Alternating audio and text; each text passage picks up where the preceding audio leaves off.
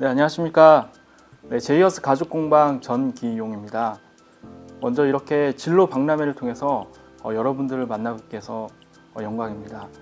네, 오늘은 가죽공예사가 되기 위해서 어떤 과정을 거쳐야 하는지 이번 시간 선생님과 함께 알아볼 수 있도록 하겠습니다.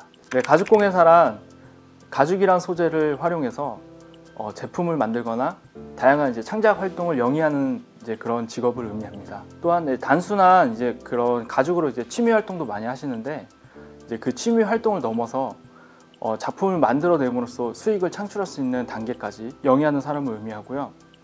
또 창작 활동을 통해서 수익 활동을 지속적으로 만들어낼 수 있는 그런 사람을 의미합니다. 다음으로 가죽공예사 선택의 요인들이 있는데요. 다들 그렇게 생각하실 거예요. 가죽공예를 하려면 그 관련된 학과를 나와야 된다고 생각을 하는데, 가죽공예사를 직업으로 선택하신 많은 분들이 대부분 그런 의상 디자인을 공부하시거나 아니면 시각 디자인, 아니면 미술, 심지어 관련된 디자인 학과가 아닌 경우에도 가죽공예사가 되시는 분들이 많이 있습니다. 그래서 사실은 어떤 대학교를 나왔냐, 아니면 어떤 과를 나왔냐, 그런 것보다는 가죽공예에 대한 관심을 일단 먼저 가져야 되겠고요. 먼저 적성에 맞아야 되는 게 사실 저도 맞다고 생각하는데, 사실 수익 활동 단계로 가면 좀 더 전문적인 지식도 필요하고 그 과정에서 많이 뛰어넘어야 되는 어려움들이 많이 있거든요. 그런 거를 뛰어넘을 만큼 관심이 있고 또 적성에 맞아야 가죽공예사를 선택할 수 있다고 생각합니다. 다음으로 가죽공예사가 되기 위해서 어떻게 해야 되냐, 그거에 대해서 간략하게 여러분들과 함께 나눠보고자 합니다. 어떤 직업을 선택하든 그 직업에 대한 사실 열정이 제일 있어야 된다고 생각하고요. 또 아까 말씀드렸듯이 적성, 적성에 맞아야 된다고 생각합니다. 근데 그것도 물론 너무나 중요하지만 사실 우리가 직업을 선택하는 또 요인 중에 하나가 사실은 돈을 벌기 위해서 직업을 선택한다고 생각하는데요. 그래서 여러분들이 가죽공예사가 되기 위해서는 사실 이 수익적인 부분도 필요하기 때문에 이 부분을 빠뜨리지 않고 그 지속적으로 수익을 창출할 수 있는 그런 상태가 되어야 됩니다. 가장 사실 중요한 거는 작품 활동을 꾸준히 해야 되지만 그거에 못지않게 시장을 또 개척을 계속 해가는 활동을, 여러분들이 아직 시장 개척에 대한 거를 잘 모를 수도 있겠지만, 내가 제품을 만들었는데 이 제품이 어디에서 팔아야 되는지, 또 어떻게 팔릴지, 또 누구를 대상으로 이 제품을 만들어서 어떤 사람이 살지에 대한 고민을 반드시 해보셔야 가죽공예사가 될 수 있다고 생각합니다. 다음으로는 제가 가죽공예사가 된 계기에 대해서 좀 제 경험에 대해서 좀 말씀드리고자 하는데요. 저는 저희 아버지가 사실은 가죽 구두 장인이셨어요. 80년대, 7, 80년대 가죽 공장을 운영하면서 가죽 구두 디자이너로 활동을 하면서 명동에서 가죽 공예사로 일을 하셨는데, 그때는 수제화가 많이 호황이라서 장사도 잘 되고 공장도 잘 돌아가고 그런 하는 상황이었는데, 사업을 하다 보면 그때 당시에는 보증도 서고 사업을 늘리다 보면은 많이 빚도 지면서 사업을 하다 보니까 그런 과정에서 공장이 부도가 나면서 접으시면서 회사에서 사용하시던 장비라든지 가죽공예 도구들이 항상 집에 이렇게 있었던 거를 많이 봤어요. 그래서 제가 한 초등학교 1학년 때까지는 그게 있는 걸 봤는데, 그 이후에는 아버지가 다 그거를 파시고 아예 완전 가죽공예사의 직업을 그냥 그만두시고 다른 일을 하셨는데, 그 기억이 있었는지 모르겠지만 대학을 졸업하고 군대를 갔다 오고 어느 정도 직장생활을 하면서 경제적으로 여유가 생겼어요. 근데 그 여유가 생겼을 때 반드시 뭔가 취미 활동을 하거나 아니면은 제 인생에 다른 뭔가 이렇게 배울 수 있는 것을 해야 된다고 생각을 했는데, 그때 제가 결정했던 게 사실 가죽공예였거든요. 근데 저도 그거를 하게 될 줄은 정말 생각도 못했는데 그 어렸을 때 그 짧았지만 아버지가 가지고 있었던 그 장비들을 보고 가죽공예를 취미로 이제 시작하게 되었던 것 같아요. 근데 그때 제가 할 때 반대가 너무나 심했어요. 그러니까 장비를 집에 제 방에 이제 그것을 세팅을 했는데 도구를 사올 때마다 아버지의 핀잔을 듣고 가죽공예 하는 자체가 싫으신 것보다 아버지가 실패했던 경험 때문에 성공시키지 못했다는 그 좌절감 때문에 아마 그게 저한테 이입이 돼서 그러셨던 것 같은데, 저는 사실 그때 그만두지 않았거든요. 포기하지 않고 취미 활동을 계속하면서 제 월급의 거의 절반 가까이를 이제 큰 장비도 계속 들여오고, 또 가죽이 가격이 만만치 않기 때문에 원단을 이제 사는데 한 번에 많이 사지는 못하고 한 달에 조금씩 사면서 그렇게 취미 활동을 했던 것 같아요. 제가 배운 게 사실은 공대다 보니까 기계 다루는 거나 이제 그런 것을 많이 하다 보니까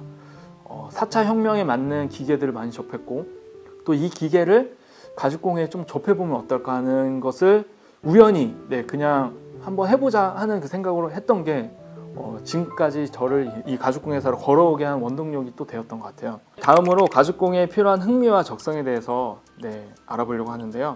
여러 가지 요인들이 많이 있겠지만 여러 번 지금 아까 설명드렸지만 먼저 그 창작에 대한 즐거움, 그 디자인에 대한 즐거움이 있으셔야 가죽공예에 대한 흥미를 좀 느끼실 수 있다고 생각합니다. 그래서 여러분들이 지금은 이제 직접적으로 가죽공예 수업도 없고 사실 따로 이렇게 공방을 가서 배우시는 분들도 물론 있겠지만, 뭔가 이렇게 새로운 것을 디자인하고 또 이렇게 만들어 보고 하는 그런 흥미와 적성이 있어야만 가죽공예사가 되었을 때 여러분들이 즐겁게 작업을 하고 또 더 좋은 작품들이 나올 수 있다고 생각합니다.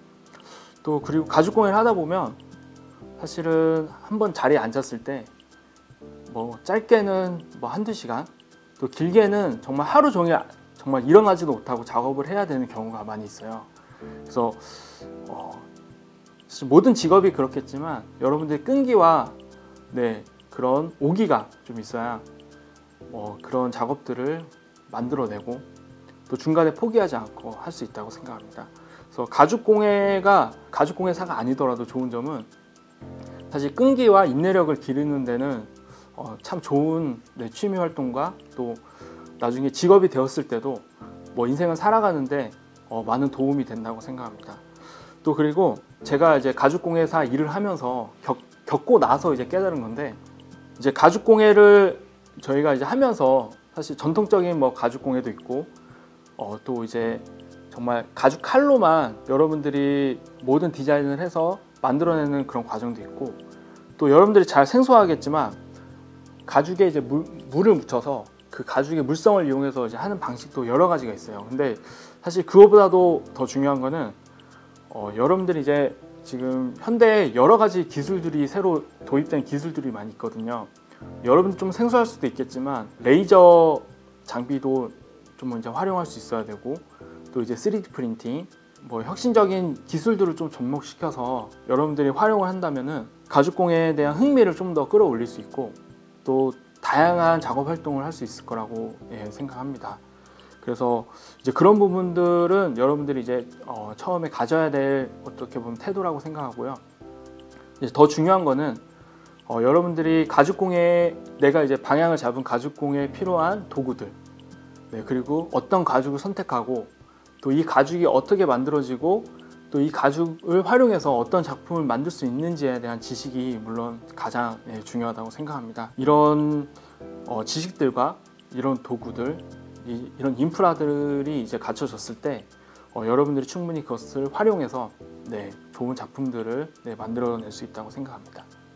다음으로는 가죽공예사 그런 가죽공예사로서 갖는 이제 그런 특징들, 실제 이제 선생님이 겪었던 그 내용을 기반으로 이제 조금 더 심도 있게 여러분들과 함께 나눠보려고 하는데요. 선생님이 이제 제작한 그런 작품들은 현재 그 핸드메이드 마켓을 통해서 많이 판매를 하고 있어요. 여러분들이 작품을 활동을 했을 때 그냥 눈으로만 감상해서 내 스스로 만족할 수 있는 그런 것도 물론 좋지만, 사실은 그걸 작품을 통해서 이게 팔리고 또 지속적으로 알려지고, 그래서 그걸 통해서 여러분들이 더 좋은 발전된 그런 작품들을 낼 수 있다고 생각하거든요. 왜냐하면 그런 판매가 이루어져야만 소비자를 통해서 피드백도 받고, 또 어떤 점을 좀 더 보완해야 되고, 또 어떻게 디자인을 해서 내야만 또 수익이 더 이렇게 올라가는지, 그런 것들을 여러분들이 또 알아야 되기 때문에 반드시 필요하다고 생각합니다. 그래서 여러분들이 가죽 공예를 하는 것만큼 여러분들이 시장을 많이 돌아다니면서 가죽이 어떻게 지금 판매되고 있고, 시장에서 또 가죽 공방도 여러분들이 막 방문을 해서 또 어떻게 어떤 분위기로 작품을 만들어내고 있는지, 그런 것들을 반드시 공부를 해야 된다고 생각해요. 그래서 지금 이제 여러분들이 이제 선생님이 제공해주는 키트를 통해서 이제 가죽 공예를 조금이나마 이제 접하게 될 텐데, 사실은 이거는 가죽 공예에 대한 어떻게 보면은 여러 부분 중에 이제 한 부분이라고 생각하고요. 사실 전문가가 되기 위한 과정은 사실 끝이 없다고 생각해요. 그래서 전문가가 되는 것은 그 얼마나 열정을 가지고 또 얼마나 많은 공부를 하는지, 또 얼마나 많은 경험을 갖는지에 따라서 전문가가 충분히 될 수 있다고 생각하고 있습니다. 이제 다음 시간에 대한 간략한 이제 설명을 드리고 이제 시작할 텐데, 여러분들이 제일 중요한 이제 가죽 공예가 무엇이 있고 도구들에 대한 이제 설명을 들어갈 건데요. 자, 이제 크게 그냥 나누면 여러분들이 디자인을 어떻게 해야 되는지, 또 그 디자인을 통해서 여러분들이 가죽을 어떻게 재단하고, 또 여러분들이 그 가죽을 어떻게 이제 접목을 시킬지에 대한 그런 부분들에 대한 이제 좀 설명이 필요할 거고요. 또 이제 실제 그 가죽을 재단하고 나서 여러분들이 어떤 기술이 들어가고, 또 그 기술을 통해서 어떤 결과를 얻을 수 있는지, 그런 부분들, 또 그리고 어떻게 마감을 해야 되는지, 사실 마감이 어떻게 보면 중요할 수 있거든요. 그래서 이제 그런 마감법들, 또 그 중간중간 과정에 어떤 이제 4차 혁명에 필요한 그런 이제 장비들을 도입을 시켜서 어떻게 활용할 수 있는지 또 심도 있게 살펴보도록 하겠습니다.